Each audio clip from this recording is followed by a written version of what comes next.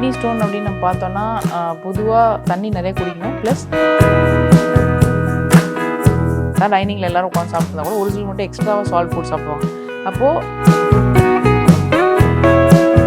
ரத்தத்தில் வந்து இருக்கக்கூடிய மினரல்ஸ் எல்லாமே வந்து திக்காகும் தண்ணி இல்லாமல். அதனால் வந்து அது வந்து ஒன்றோட ஒன்று கொலைட் ஆகி உங்களுக்கு வந்து பைண்ட் ஆகி வே ப்ரோட்டீன் எடுக்கிறாங்க அப்படின்னாலுமே அது வாயில் வச்சு கொஞ்ச நேரம் சலைவாவோட கொஞ்சம் எப்படி நம்ம சாப்பிட்றோமோ அந்த மாதிரியே கொஞ்ச நேரம் வச்சுருந்து சாப்பிட்டு அதுக்கப்புறம் முழுங்கும்போது Ethnic Healthcare.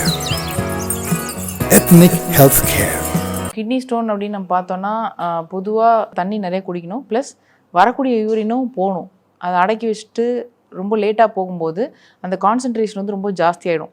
ப்ளஸ் உப்பு நம்ம நார்மலாக எல்லோரும் போட்டு சாப்பிட்றத விட ஒரு சில நிறைய எக்ஸ்ட்ராவாக போட்டுப்பாங்க. கொஞ்சம் உப்பு இருந்தால் கொடுங்களேன் அப்படின்னு சொல்லி நம்ம என்ன தான் டைனிங்கில் எல்லோரும் உட்காந்து சாப்பிட்ருந்தா கூட ஒரு சில மட்டும் எக்ஸ்ட்ராவாக சால்ட் போட்டு சாப்பிடுவாங்க. அப்போது அதிகமாக எடுத்துக்கூடிய உப்பும் வந்து கிட்னி ஸ்டோன் வரும். ப்ளஸ் உப்பு தின்னா தண்ணி குடின்னு சொல்லி ஒரு பழமொழியே இருக்குது. அப்போ உப்பு சாப்பிட்ற அளவுக்கு நம்ம தண்ணி குடித்தா தான் அந்த சால்ட் கண்டென்ட் எல்லாமே வந்து எலிமினேட் ஆகும். இப்போ கடல்லே வந்து பார்த்திங்கன்னா அவ்வளோ தண்ணி இருக்குது அப்படின்னா அது உப்பு தான் தண்ணி ஹோல்ட் பண்ணி வைக்குது. அந்த மாதிரி நம்ம உடம்புலேயே வந்து 60-70% வாட்டர் வந்து தேக்கி வைக்கிறது உப்பு தான். உப்பு சாப்பிட்லன்னா நமக்கு வந்து வாட்டரே நம்ம உடம்புல நிற்காது. நீங்கள் வேணால் ஒரு 4-5 நாள் வந்து சால்ட்டே இன்டேக் பண்ணாமல் இருந்தீங்கன்னா உங்களோட ஃபேஸ் எல்லாமே வந்து ஷ்ரிங்க் ஆகும். உங்கள் பாடியில் எல்லாமே வாட்டர் கண்டென்ட் எல்லாமே வந்து கம்மியாக வரதை பார்க்கலாம். ஸோ அது ஒரு லெவலில் இருக்கும்போது தான் தேவையான அளவுக்கு வாட்டர் கண்டென்ட் கொடுக்கும். அப்படிலாம் ஜாஸ்தியாக வாட்டர் கண்டென்ட்டு ப்ளஸ் கிட்னிக்கு ஸ்ட்ரெயின் இதெல்லாமே வந்து நடக்கும்போது நமக்கு வந்து எப்பவுமே பேலன்ஸ்டாக வந்து இருக்கணும் அப்படிங்கிறது ரொம்ப முக்கியம். ஸோ அதே மாதிரி கிட்னி ஸ்டோன் வந்து ஜாஸ்தியாக யார் பைக்கில் வந்து ரொம்ப நேரம் சன் எக்ஸ்போஸ்டாக இப்போ எஸ்பெஷலி டெலிவரி பாய்ஸ் வந்து த்ரூ அவுட் த டே வந்து அவங்க ஏதோ ஒரு டெலிவரி சப்ளை பண்ணணும்னு சொல்லிட்டு அவங்க வந்து ஓட்டிகிட்டே இருக்காங்க அப்படின்னா அந்தளவுக்கு வெப்பத்தினால அவங்களுக்கு வந்து ஸ்வெட்டிங் இருந்துகிட்டே இருக்கும். நீர் வந்து வெளியே போயிட்டே இருக்குது. அப்போது ரத்தத்தில் வந்து இருக்கக்கூடிய மினரல்ஸ் எல்லாமே வந்து ரொம்ப திக்காகும் தண்ணி இல்லாமல். அதனால் வந்து அது வந்து ஒன்றோட ஒன்று கொலைட் ஆகி உங்களுக்கு வந்து பைண்ட் ஆகி அது வந்து பார்த்திங்கன்னா ஃபைனலாக வந்து ஒரு ஸ்டோன் மாதிரி ஃபார்ம் ஆகுது.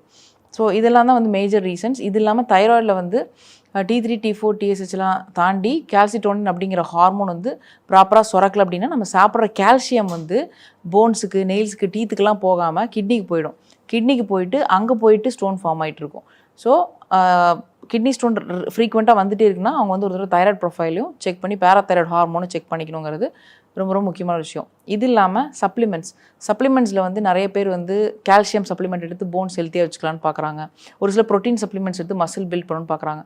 ஸோ இந்த மாதிரியான ஆட்கள் தண்ணி நிறைய குடித்து அதை வந்து ப்ராப்பராக கிளென்ஸ் பண்ணல, இல்லை ஆக்சுவலாக வந்து பார்த்திங்கன்னா அந்த ப்ரோட்டீன் நம்ம எடுக்கும்போது ப்ரோட்டீஸ் அப்படிங்கிற என்சைம் வந்து நம்ம சலைவாலே ஹாஃப் ஆஃப் த டைஜஷன் முடிஞ்சிடும்.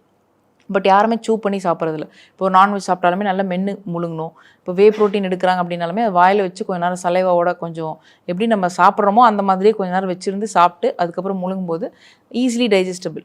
அதை விட்டுட்டு அவங்களே வந்து அப்போ தான் ஒர்க் அவுட் முடிச்சு ஃபுல்லாக டீஹைட்ரேட் ஆகிருப்பாங்க. தண்ணி கூட குடிச்சிருக்க மாட்டாங்க. எடுத்தோடனே வே ப்ரோட்டீன் அதை முடிச்சுட்டு அப்படியே வெயிலில் பைக் ஓட்டிகிட்டு போவாங்க. எங்கேருந்து தண்ணி இருந்துச்சு? ஸோ அதெல்லாமே வந்து உங்களுக்கு திக்கன் ஆகும்போது உங்களுக்கு வந்து பார்த்திங்கன்னா அதுவும் இல்லாமல் எம்எல்சிஃபைஸ் நிறைய போடுறாங்க டேஸ்ட்காக. இது எல்லாமே வந்து அதில் பைண்ட் பண்ணி விட்டு கிட்னி ஸ்டோன்ஸ் வரும். ஸோ அதனால் வே ப்ரோட்டீன் நிறைய எடுக்கிறாங்க, இல்லை ப்ரோட்டீன் கண்டென்ட் நிறைய எடுத்து பாடி பில்டிங் பண்ணுறாங்க, இல்லை வெயிலில் ஜாஸ்தி போகிறாங்க அப்படிங்கிறவங்க எல்லாருமே வந்து டெஃபினட்டாக தண்ணி நிறைய குடிக்கணும். இப்போ கால்சியம் டேப்லெட்ஸ் எடுக்கிறாங்க அப்படின்னாலுமே தண்ணி நிறைய குடிக்கணும். அதுவும் இல்லாமல் ஃபர்ஸ்ட் ஆஃப் ஆல் ஒரு கிட்னி ஸ்டோன் வந்துச்சுன்னா எல்லாத்தையும் எதை தான் சாப்பிட்றதே தெரியாது. ஏன்னா ஒரு சில நான்வெஜ் சாப்பிட வேணாமாங்க, ஒரு சில பால் குடிக்க வேணாமா, ஒரு சில இளநீ குடிக்க வேணாமாங்க, ஏன்னா இளநிலே கால்சியம் இருக்குமாங்க. ஸோ பயங்கர கன்ஃபியூசிவாக இருப்பாங்க. அதுவும் இல்லாமல் ஒரு சில கிட்னி ஸ்டோன் வந்துச்சுன்னா சீசன்லாம் வந்துட்டு போயிடும், ஒரு சிலருக்கு அடிக்கடிக்கு வரும். அப்போ மொத்தமாக என்ன சாப்பிட்றனே தெரியாமல் முழிப்பாங்க. ஸோ அந்த மாதிரி இருக்கிறவங்க ஏற்கனவே வந்து பார்த்திங்கன்னா அந்த யூரினில் ஸ்டோன் வந்துடுது அப்படின்னா முடிஞ்ச வரைக்கும் கலெக்ட் பண்ணி வச்சுக்கணும். கலெக்ட் பண்ணி வச்சுட்டு கிளினிக்கில் போய் கொடுத்திங்கன்னா டாக்டர்ஸ் வந்து எக்ஸாமின் பண்ணி லேபுக்கு அனுப்பிச்சு அது வந்து கால்சியம் ஸ்டோனா, இல்லை ப்ரோட்டீன் ஸ்டோனா, இல்லை ஆக்சலேட்டா, இல்லை கால்சியம் பாஸ்பேட்டா அப்படிங்கிறத அனலைஸ் பண்ணி சொல்லும்போது அந்த ஸ்பெசிஃபிக் ஃபுட்டை மட்டும் நம்ம அவாய்ட் பண்ணால் போதும். ஏன்னா எல்லாமே சாப்பிட்லன்னா அப்புறம் எப்படி நம்ம நியூட்ரியண்ட்டாக வாழ்கிறது? ஸோ அதனால் அந்த மாதிரி வந்து ஸ்டோன் கலெக்ட் பண்ணி வச்சுட்டு நம்ம எக்ஸாமின் பண்ணிக்கும் போது நெக்ஸ்ட் நமக்கு டயட் வந்து அதுக்கு தகுந்த மாதிரி கொடுக்கறதுக்கும் ஈஸியாக இருக்கும். அதே போல் வந்து பார்த்திங்கன்னா நிறைய பேருக்கு வந்து இன்றைக்கி கிட்னி ஸ்டோன் வேறு எதனால் வருதுன்னு பார்த்திங்கன்னா நிறைய வீகன் டயட்டில் இருக்காங்க. ரா வெஜிடேரியன் டயட். ஒன்லி நான் வந்து வெஜிடபிள்ஸ் மட்டும் தான் சாப்பிடுவேன், பச்சையான்னு சொல்லிட்டு கீரையெல்லாம் போட்டு அரைச்சி குடிக்கிறது, இல்லை ஸ்மூதி குடிக்கிறது. இந்த மாதிரி அந்த கீரையில் வந்து சமைக்காமல் நம்ம சாப்பிட்டோம்னா ஆக்சலேட்டுங்கிற கண்டென்ட் நிறைய இருக்கும். அப்போது கால்சியமோட பைண்ட் ஆகி கால்சியம் ஆக்சலேட் ஸ்டோன் வரும். எப்பவுமே கீரையை வந்து குக் பண்ணி இல்லை ஸ்டிர் ஃப்ரை பண்ணி இல்லை கடைஞ்சி சாப்பிட்றது தான் நல்லது.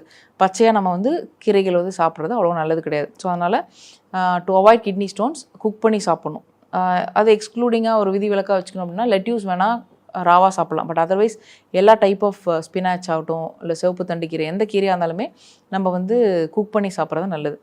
ஸோ அது இல்லாமல் நிறைய உணவில் வந்து ஒன்ஸ் கிட்னி ஸ்டோன் கால்சியம் ரிலேட்டடாக வந்துருச்சு, அந்த ஸ்டோன் எக்ஸாமின் பண்ணி கால்சியம்னால தான் வந்துச்சு நம்ம கண்டுபிடிச்சோம் அப்படின்னா அகெயின் வந்து பார்த்திங்கன்னா broccoli, cabbage, cauliflower, so milk, இந்த மாதிரி கால்சியம் ஃபுட்ஸை வந்து கொஞ்சம் நாளைக்கு தவிர்க்கிறது நல்லது. அதே போல் கால்சியம் மெட்டபாலிசத்துக்கு தைராய்டை செக் பண்ணிவிட்டு அதுக்கப்புறம் இதெல்லாம் நம்ம எடுத்துக்கலாம். ஸோ கிட்னி ஸ்டோன்ஸ் வந்து நிறைய டைப்ஸ் இருக்குது. அதில் வந்து எஸ்பெஷலி சால்ட்னால ஃபார்ம் ஆனது, அதே போல் கால்சியம்னால, இல்லை நான் சொன்ன மாதிரி கீரை இந்த மாதிரியான ஃபுட்டில் நிறைஞ்ச இந்த நட்ஸ்லேயும் வந்து நிறைஞ்ச ஆக்சலேட் ஸ்டோனு, பாஸ்பரஸ் அகெயின் வந்து பார்த்திங்கன்னா ரெட் மீட்னால் வரக்கூடியது, அதே போல் யூரிக் ஆசிட் ஸ்டோன். இப்போ யூரிக் ஆசிட் ஸ்டோன் வந்து பார்த்திங்கன்னா எஸ்பெஷலி ஆர்கன் மீட் அதிகமாக சாப்பிட்றவங்க, இப்போ வந்து தலைக்கறி, குடல் கறி, மூளை சாப்பிட்றது, லிவர், இந்த மாதிரி ரொம்ப ஃப்ரீக்வெண்ட்டாக அவங்க வந்து யூரிக் ஆசிட் ரிச் ஃபுட்ஸ் வந்து சாப்பிட்டுட்டே இருக்காங்க அப்படின்னா டெஃபினட்டாக யூரிக் ஆசிட் ஸ்டோன் ஃபார்ம் ஆகும். இது இல்லாமல் யூடி இன்ஃபெக்ஷனால் ஃபார்ம் ஆகக்கூடிய ஸ்டோன், இப்போ யூரினரி ட்ராக்டில் ஈக்குவல் இன்ஃபெக்ஷன் இருந்துகிட்டே இருக்குது அப்படின்னா அவங்களுக்கும் வந்து அது தொடர்ந்து கிட்னி ஸ்டோன் ரொம்ப ரேப்பிடாக ஃபார்ம் ஆகும். ஏன்னா ஒரு கிட்னி ஸ்டோன் அப்படிங்கிறது ஜென்ரலாக ஒரு மணல் மாதிரி சைஸில் ஆரம்பித்து ஒரு நிலக்கடலை சைஸ் வரைக்கும் கூட பெருசாகலாம்.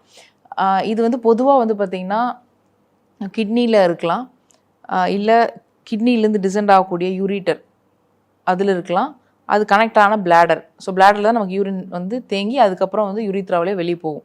ஸோ இதில் எங்கே வேணால் இருக்கலாம். இது எப்படி கண்டுபிடிக்கலான்னு பார்த்தீங்கன்னா, யூரின் போகும்போது ஃபஸ்ட்டு வந்து பிளட் வந்துட்டு அதுக்கப்புறம் யூரின் வருது அப்படின்னா அவங்களுக்கு பிளாடர்லேயே நின்றுட்டுருக்கு கல், அப்போ அதனால் ஃபஸ்ட்டு அது வந்து உராஞ்சிட்டு பிளட் வந்துருச்சு. இதே யூரின் வந்துட்டு லாஸ்ட்டில் வந்து அவங்களுக்கு பிளட் வந்ததுன்னா எங்கேயோ மேலே யூரிட்டர்லையோ கிட்னிலையோ போய் மாட்டிகிட்டு இருக்குது அப்படிங்கிறது அர்த்தம். ஸோ பொதுவாக இந்த கிட்னி ஸ்டோன் இருக்கிறவங்களுக்கான ஒரு சிம்டம் அப்படின்னு பார்த்தீங்கன்னா நமக்கு வந்து முதுகு வலிக்கிற மாதிரி தெரியும். ஸோ நிறைய பேர் வந்து எனக்கு முதுகு வலி இது வலிக்குதுன்னு சொல்லிட்டு ஒரு ஆன்டிஸ்பாஸ்மோடிக் டேப்லெட் ஏதோ ஒன்று வாங்கி போடுவாங்க, இல்லை வலி மாத்திரை போட்டு கம்முன்னு விட்டுருவாங்க. பட் அந்த கிட்னி ஸ்டோன் இருக்குது அப்படின்னா கரெக்டாக நம்மளோட ரிப்பு முடிகிற இடத்துல பேக் சைடில் வந்து பெயின் வந்து ஹெவியாக இருக்கும். ஒரு சிலருக்கு அந்த பெயின் வந்து கொஞ்சம் ரேடியேட் ஆகி கிராயின் வரைக்கும், அதாவது யூரின் போகிற இடத்து வரைக்கும் கூட அந்த பெயின் வந்து ரேடியேட் ஆகி வரதுக்கு வாய்ப்பு இருக்குது. ஸோ யூரின் வந்து அடிக்கடிக்கு போகணுன்னு தோணும், அதாவது ஃப்ரீக்வெண்ட்டாக யூரினேஷன் இருக்கும், அடக்கி வைக்கவே முடியாது, அடக்குனா வலி இருக்கும், இல்லை ஒரு மாதிரி ஒரு அன்ஈசினஸ், டிசீனஸ் இருக்கும். ஸோ இதெல்லாம் இருந்தாலும் வந்து அவங்களுக்கு கிட்னி ஸ்டோன் இருக்குன்னு அர்த்தம். ஒரு சிலருக்கு வந்து பார்த்திங்கன்னா யூரின் போகும்போது ரொம்ப ஃபவுல் ஸ்மெல்லு, இல்லை ஒரு மாதிரி கலங்கலான யூரின், இல்லை ஒரு மாதிரி ஹனி ஸ்மெல்ல ஒரு யூரின், இதெல்லாம் இருந்துச்சுனால அவங்களுக்கு வந்து கிட்னி ஸ்டோன் இருக்குது அப்படிங்கிறது அர்த்தம். ஸோ ஃப்ரீக்வெண்ட் யூரினேஷன் இருந்தாலும் பார்க்கணும். ரெண்டாவது, இப்போ ஏதோ ஒரு ரீசன்னால அவங்களுக்கு வந்து கிளென்ஸ் பண்ணணும், நம்ம உடம்பே தள்ளி கிட்னிலேருந்து இறங்கி யூரிட்டர் டியூப் வழியாக நின்றுட்டுருக்கு, அப்ஸ்ட்ரக்ட் ஆயிடுச்சு அப்படின்னா திருப்பி வந்து கிட்னியில் இருக்கக்கூடிய கழிவுகள் வெளியேறாமல் கிட்னி வீங்கிடும். ஸோ அவங்களுக்கு வந்து பார்த்திங்கன்னா கண்டிப்பாக சிவியர் பெயின் இருக்கும். ஸோ அவங்களுக்கு வந்து சம்டைம்ஸ் அந்த வாட்டர் எல்லாமே வந்து ரிவர்ஸ் ஆகி திருப்பி பாடியிலே போயிட்டு எடிமா மாதிரி ஃபார்ம் ஆகிறதுக்கான வாய்ப்புகள் கூட இருக்குது. ஸோ அந்தளவுக்கு சிவியராக இருக்கிறவங்களுக்கு ரத்தத்தில் கலந்தோடனே வாமிட்டிங் சென்சேஷன் இருக்கும். ஸோ நாசியா, வாமிட்டிங் வந்து அகெயின் கிட்னி ஸ்டோனுக்கான ஒரு ரீசன். நம்ம நினச்சிட்டு இருப்போம் ஏதோ ஒரு ஃபுட் பாய்சனாக இருக்கும், வயிற்று வலிச்சு வாந்தி வந்துக்கிட்டு இருக்குது அப்படின்ட்டு, பட் கிட்னி ஸ்டோனாக கூட இருக்கலாம். ஸோ அதனால் இதெல்லாம் தான் வந்து signs and symptoms of a kidney stone. இது இருந்துச்சுன்னா டெஃபினட்டாக ஒரு தடவை ஸ்கேன் பண்ணிவிட்டு நம்ம கிட்னி ஸ்டோன் இருக்கா இல்லைன்னு பார்த்துக்கிறது நல்லது. சிவன் வழி வந்த